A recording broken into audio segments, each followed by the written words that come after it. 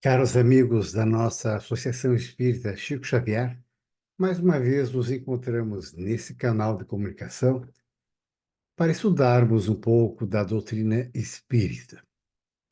Propósito para a noite de hoje é vermos um artigo da edição do Jornal de Estudos Psicológicos de 1859, a nossa querida Revista Espírita, de janeiro daquele ano. Mas antes, uma breve introspecção, uma mensagem que se encontra no livro Vida Plena, obra psicografada por Divaldo Franco, pelo espírito Joana de Ângeles, no capítulo 10, quando diz: Dedica-te e segue adiante. O espinho que fere tem o papel de protetor da área em que se encontra. Não poucas vezes, porém, é amaldiçoado sem que mude de objetivo por alguém que nele se feriu. Assim também ocorre nas existências humanas. Belas rosas exteriorizam perfume e harmonia próximo à protuberância pontiaguda das hastes que a sustentam. Sempre haverá obstáculos ante as conquistas evolutivas, dificultando o acesso daqueles que não são autênticos nem leais nos relacionamentos humanos.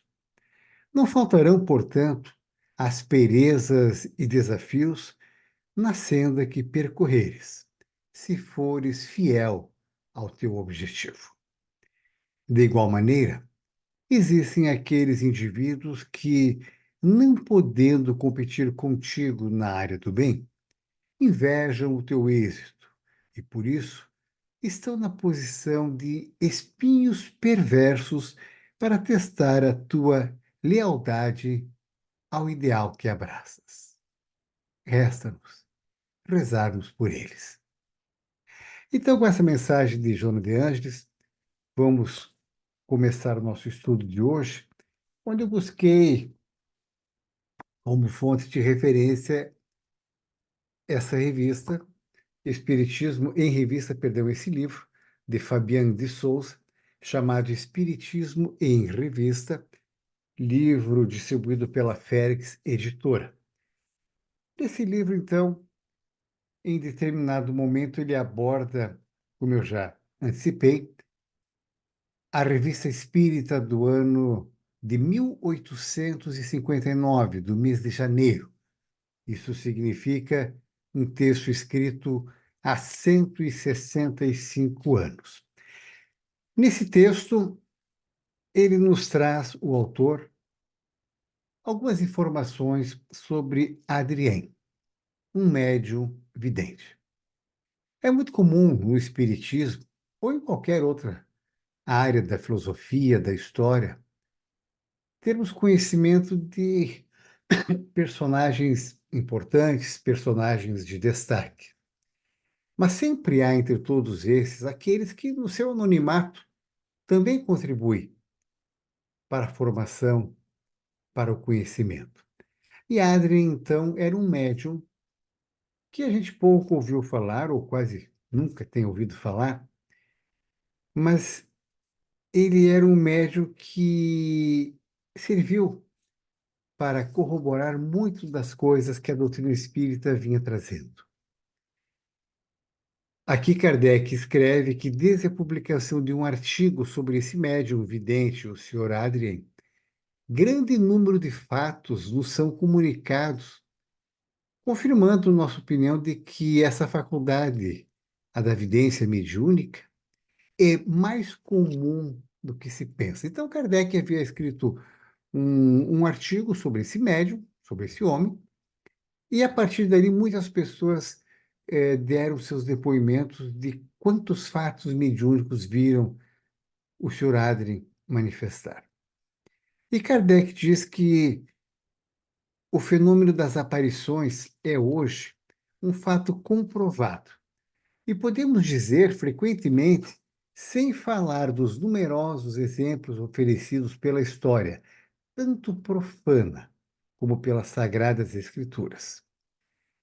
Se formos pensar relatos de eventos mediúnicos nas Sagradas Escrituras, teremos que considerar que o Antigo Testamento tem seus registros lá por volta de 1200 a.C., somando pouco mais de 2000 anos depois da passagem do Mestre. Nós teremos então no Antigo Testamento registros de 3200 anos atrás, de algumas passagens mediúnicas. E, obviamente, né, de outra época, não haverão registros escritos, mas com certeza muito da história oral se passou de geração em geração sobre fatos mediúnicos. O senhor Adrien, a mediunidade que se destacou é que ela é permanente. Não é aquele caso fortuito, acidental, em que acontece um evento mediúnico. Por toda parte onde o senhor Adrien se acha, os fatos aconteciam. Dirão os incrédulos que se tratavam de alucinação, disse o Kardec. Mas não se tratava de alucinação. O senhor Adrien tem um caráter absolutamente insólito e de permanência. Então, nós que temos estudado essa faculdade da mediunidade, diz o Kardec, que observamos diariamente nos mínimos detalhes, podemos constatar a realidade dos fatos mediúnicos onde o Sr. Adrien participou.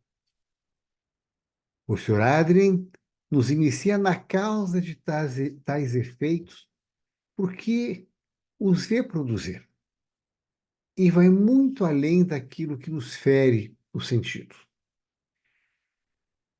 A realidade da evidência do Sr. Adrien, ela era provada porque ele era capaz de descrever, sob a forma de retrato de pessoas que ele jamais viu, fazendo descrições exatas.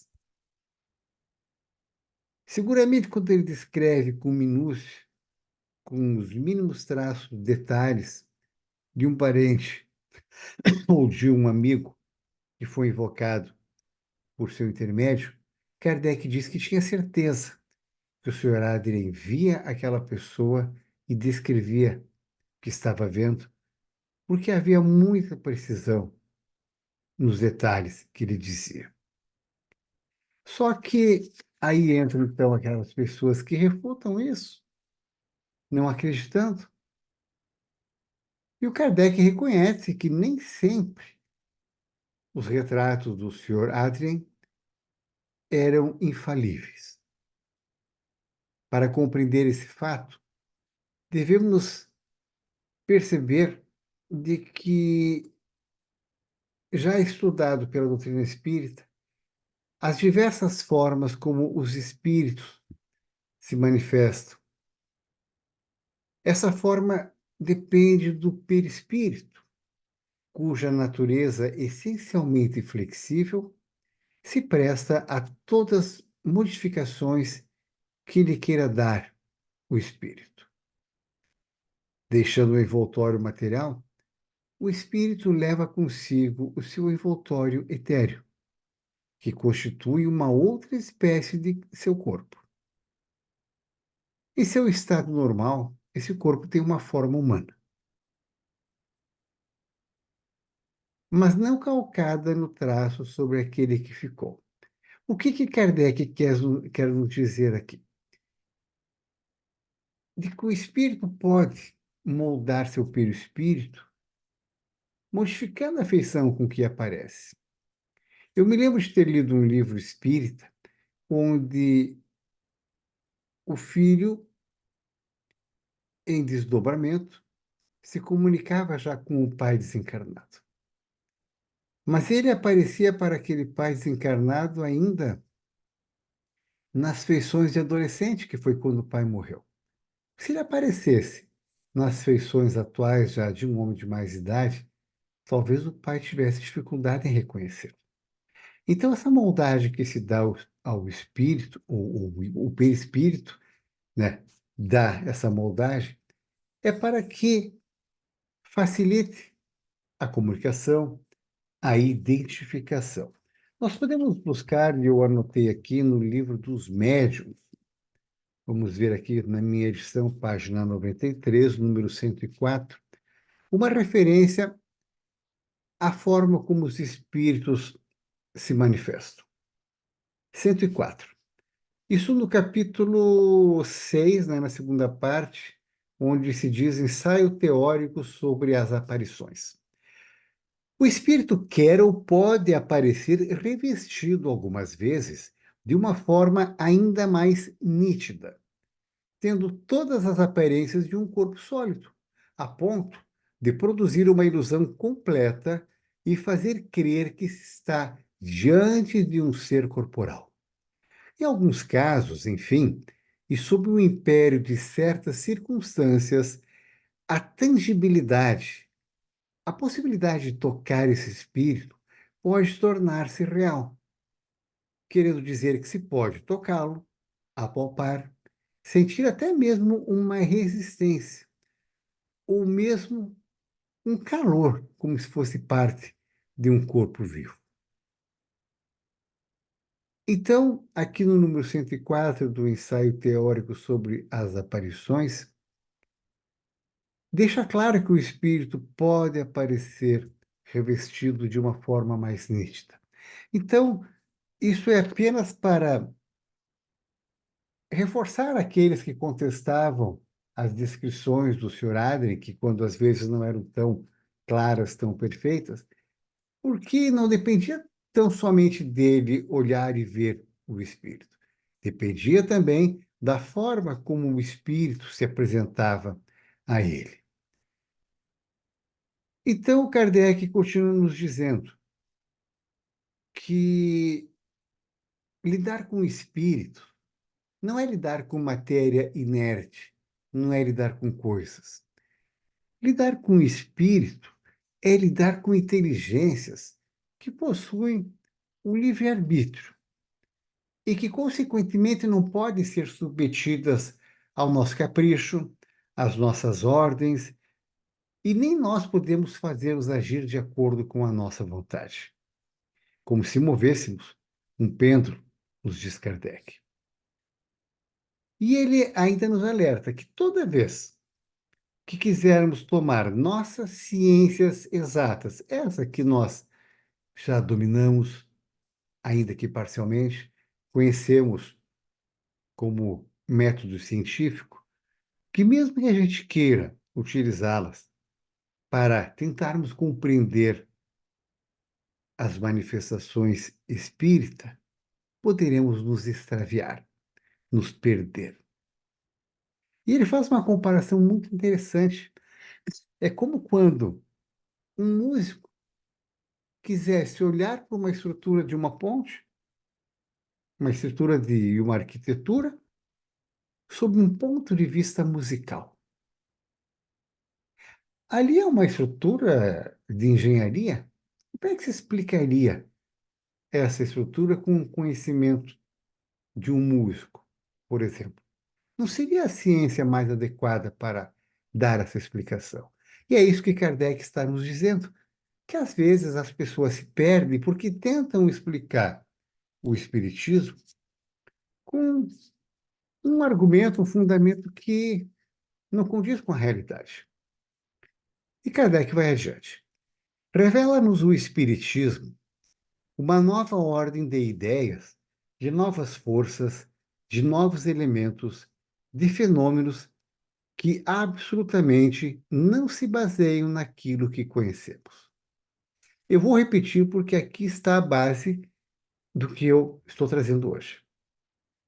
Revela-nos o Espiritismo uma nova ordem de ideias, de novas forças, de novos elementos. Então, Kardec está dizendo que o Espiritismo traz muita novidade.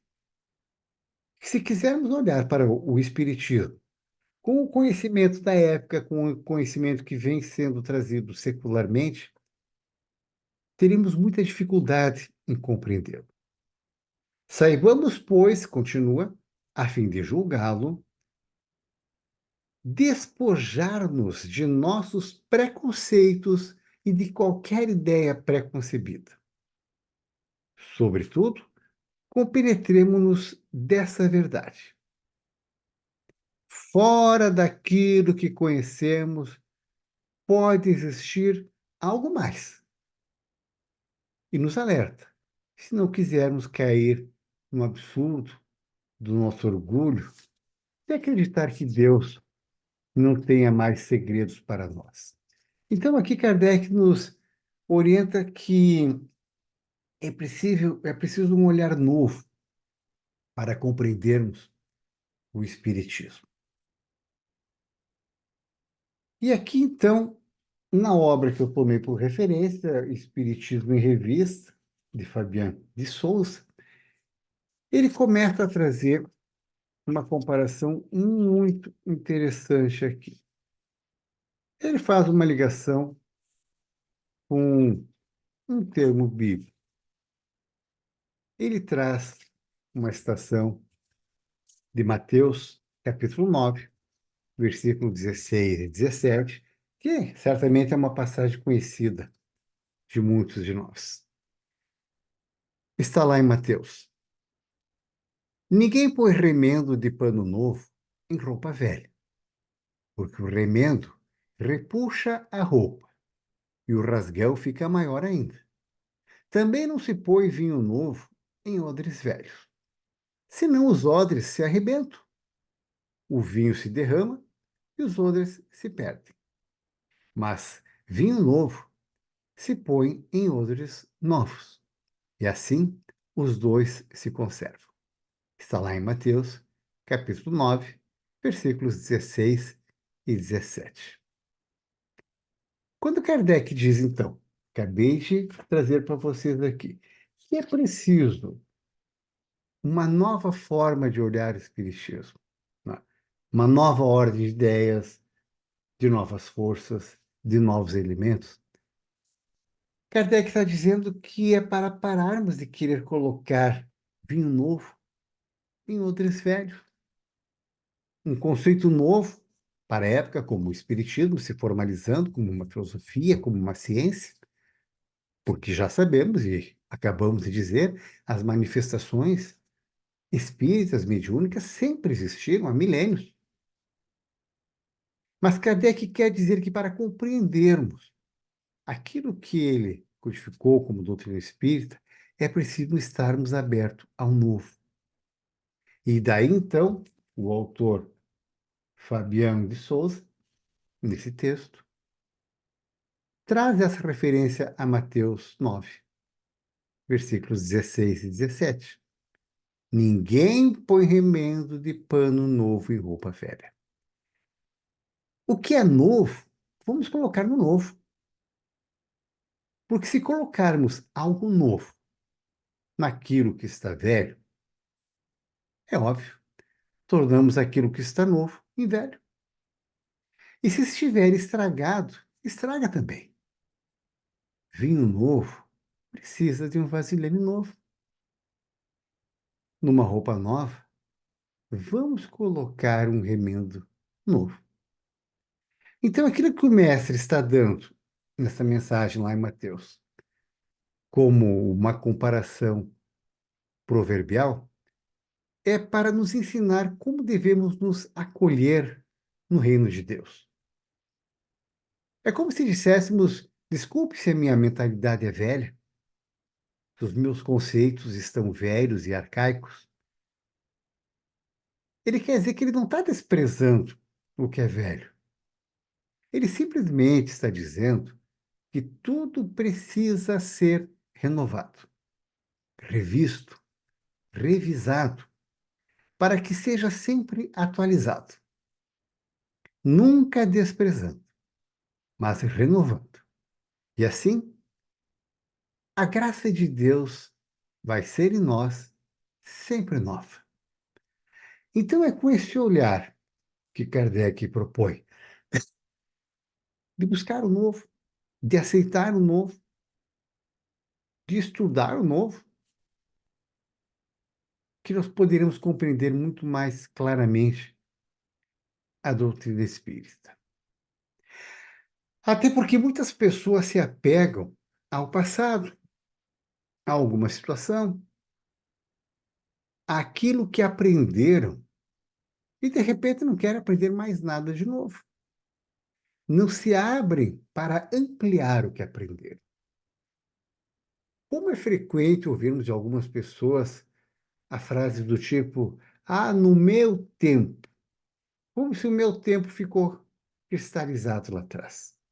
Eu costumo dizer: meu tempo é hoje, é o aqui, é o agora. E é nesse hoje, do aqui e do agora, que nós vivemos o nosso dia, que nós preparamos o nosso futuro. Então, ficar apegado ao passado vai nos deixar arcaico, vai nos deixar anacrônicos, fora do nosso tempo. Então, tudo precisa ser renovado, revisado, revisto, para que tudo possa ser atualizado. Não se prega aqui o desprezo ao antigo, mas é dar uma nova roupagem, ajustar o que possa ser ajustado e sim também descartar o que está obsoleto, o que não serve mais a este momento. Quem conheceu o Antigo Testamento sabe que tudo que está lá na antiga lei não deve ser desprezado, ficar sem sentido, mas deve ser aperfeiçoado. É com a plenitude da lei que já se aprendeu. Assim vale também para a nossa vida. Não sejamos pessoas de mente arcaica, de mente atrasada. Não vivamos somente de um passado, como eu falei há pouco. No Evangelho, às vezes, como é que ele é chamado?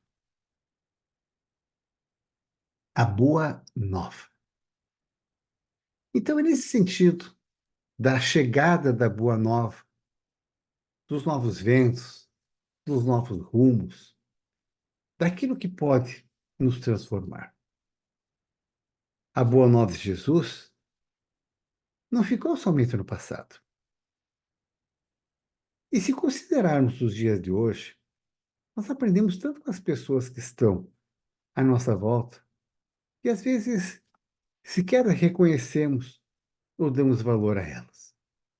Aprendemos com as crianças, aprendemos com os idosos, aprendemos com uma pessoa de rua,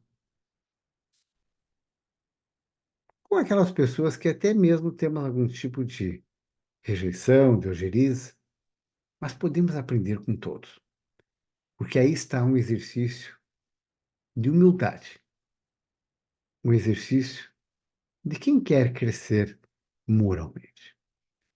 E só aprendemos o novo que o outro nos ensina se o coração for revestido pela humildade, que é a novidade do Evangelho que derruba todos os conceitos anteriores, para que o Espírito sopre onde quer que esteja, sempre nos renovando, atualizando e colocando-nos aos pés do Mestre Jesus. Então é nessa linha de raciocínio que eu trouxe os argumentos de hoje sobre a necessidade que temos de mudança.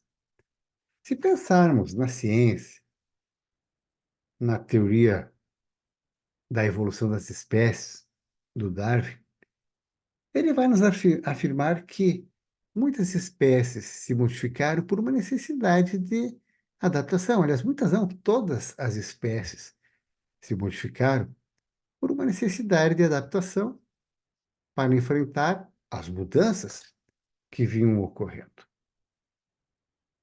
Então, é bom que pensemos que a vinda de Jesus introduziu uma nova época no relacionamento de Deus para com os homens. Até anteriormente à chegada do Cristo, nós tínhamos o Deus do Antigo Testamento.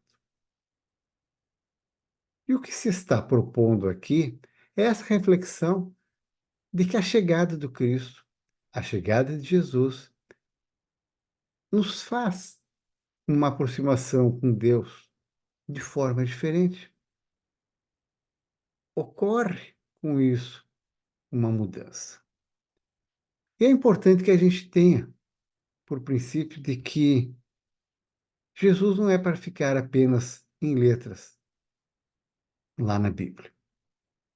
Jesus deve se manifestar em nossos atos, em nossas palavras. E, acima de tudo, Jesus deve se manifestar por nossos corações. Porque Jesus mexe, Jesus transforma, Jesus modifica. Então, com esse princípio, que pedimos que Jesus possa preencher completamente de amor nossos corações. E Ele pode, basta que nós queiramos. Basta que tenhamos atitudes para isso. Então, é com essa mensagem sobre a mudança, essa mensagem, então, que está lá em Mateus, né, de que não se remenda tecido velho, né, com remendos novos. Nos coloca um vinho bom, numa jarra, num vasilhame, num odre, que não comporte mais aquilo. O que é novo, o que é bom, tem que ser bem recebido. Um homem que foi chamado pelo Senhor precisa ser renovado no espírito cada dia, para que possa absorver e viver as orientações que o Senhor tem dado pelo seu espírito, pois o projeto de Deus é dinâmico e sempre está se expandindo em nosso coração. Em Romanos, capítulo 12, versículo 1, está lá escrito: Não vos conformeis com este mundo, mas transformai-vos pela renovação do vosso entendimento. É um resumo de tudo que foi dito hoje aqui. Não vos conformeis com esse mundo, mas transformai-vos pela renovação do vosso entendimento. Então, é um apelo para a mudança, é um apelo para a renovação, é um apelo para o novo. E eu quero encerrar aqui com uma música que é de uma poesia incrível. É um forró nordestino do pernambucano Elmo Oliveira e do Flávio Leandro. Eu consegui, pelas facilidades da internet de hoje, contatar com o Elmo Oliveira, conversar com ele sobre a beleza dessa composição que eles fizeram e que é com essa mensagem que eu encerro, então, o tema de hoje, que nos fala exatamente de mudança. E o nome dessa música do Elmo é Mundança. O mundo muda. Hoje, com sinceridade, eu acordei com uma vontade de cuidar de mim, me levar para um passeio sem pisar o pé no freio, sem pensar no fim. Arrumar minhas gavetas, botar tinta nas canetas do meu coração. Escrever um eu me amo cada vez que a voz do mundo me disser que não. Ler um livro, colher flores, para te dar quando tu fores flor no meu jardim. Animar essa pessoa que andou vagando à toa, mas que mora em mim.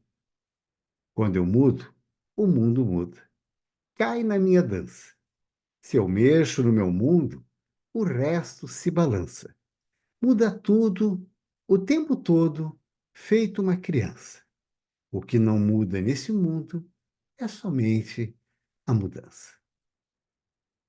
Agradecemos a assistência de todos vocês e convidamos para que busquem em nosso canal outros vídeos, outras exposições que estão aqui e nos acompanhem sempre com conteúdo novo, todas as sextas-feiras, às 19 horas. Boa noite.